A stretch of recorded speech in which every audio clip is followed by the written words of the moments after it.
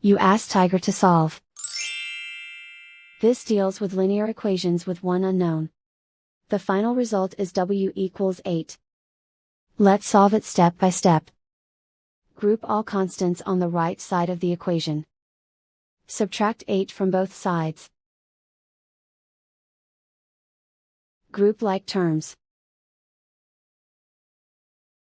Simplify the arithmetic.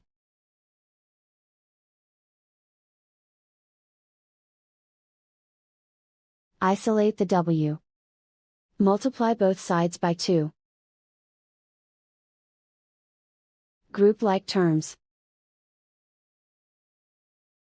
Multiply the coefficients. Simplify the fraction. Simplify the arithmetic. And so the final result is w equals 8.